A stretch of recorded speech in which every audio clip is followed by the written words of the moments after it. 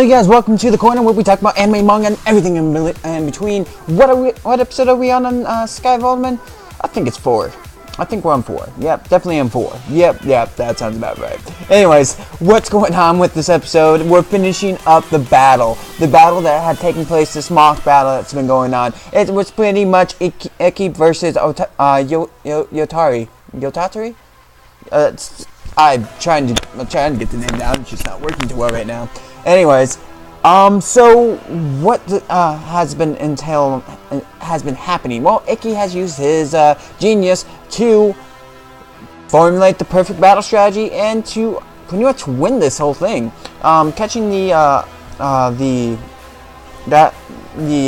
general off guard, the younger brother. Once I get the names, I will be like, woof, boom, boom, boom, boom, and then by the time I get the names, it's going to be like, I don't need the names anymore. Anyways, so Iki and Iki devised a plan that pretty much takes out the whole platoon at that point. They don't get them all, but they do get a few of them. On the other hand of that note, you hit where this guy, the other commander's younger brother, kills him off, pretty much. Shoots him right in the head. Yes, this is a mock. It's not real. It's not like, it's the paintball guns, pretty much. They're paintball guns. And he goes down. So, after that point, Turi is trying to convince them to do a surrender, because it's obvious that they're not going to win. But during the whole mix-up and confusion, the princess gets captured by Captain Hon Yong, or something like that. Anyways, he is a commander in the royal military who was upset about about the old general's death.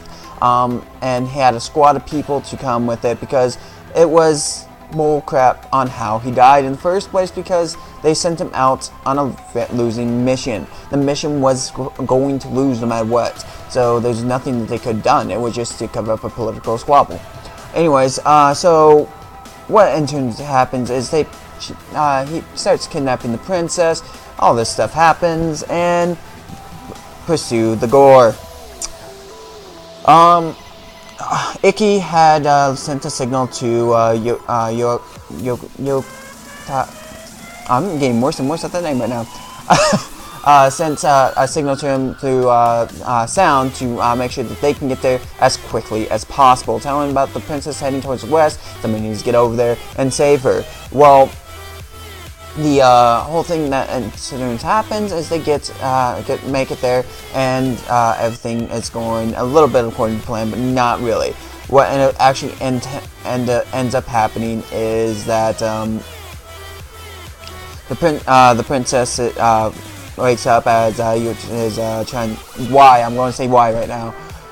Is holding a sword up to the general's neck, waiting for him to surrender and be done with it, so she doesn't have to kill them.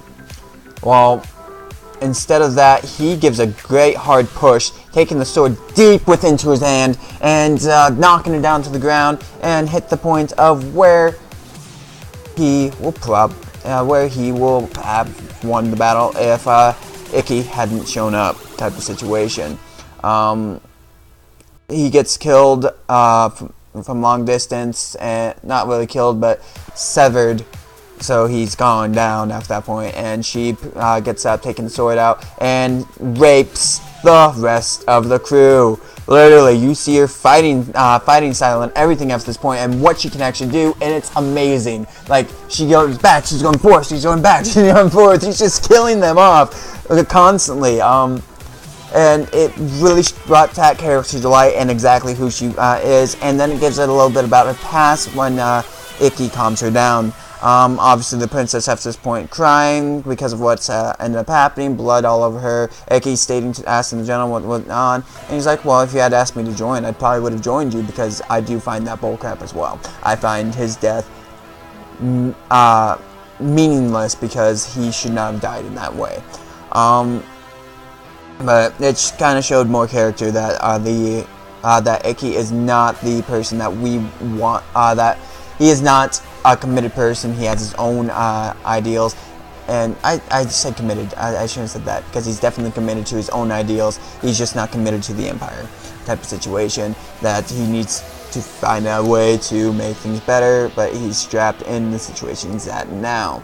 So, it ends off with kind of a light-hearted moment, and another storyline of the end about how this incident is talked about very little, but it's still one of the known instances of Ikki. I personally enjoyed this episode.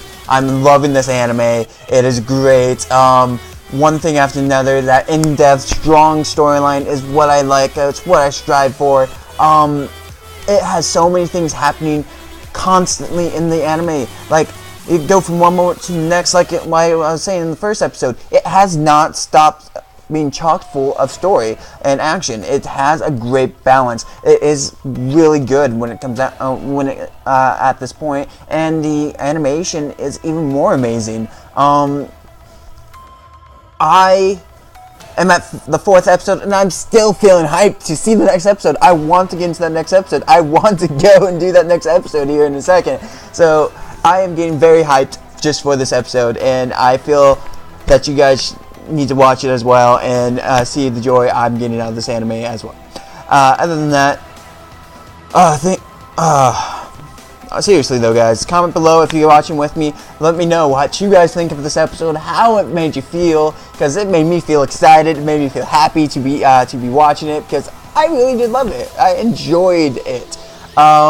And put a like down there if you want. If you liked the video, love my reaction to the 4th episode, and then subscribe so I know I'm doing something right. You know, just what I need. Yeah, confirmation that I am valid. Anyways, but seriously though, until the next video, I hope you guys have a great day and fun.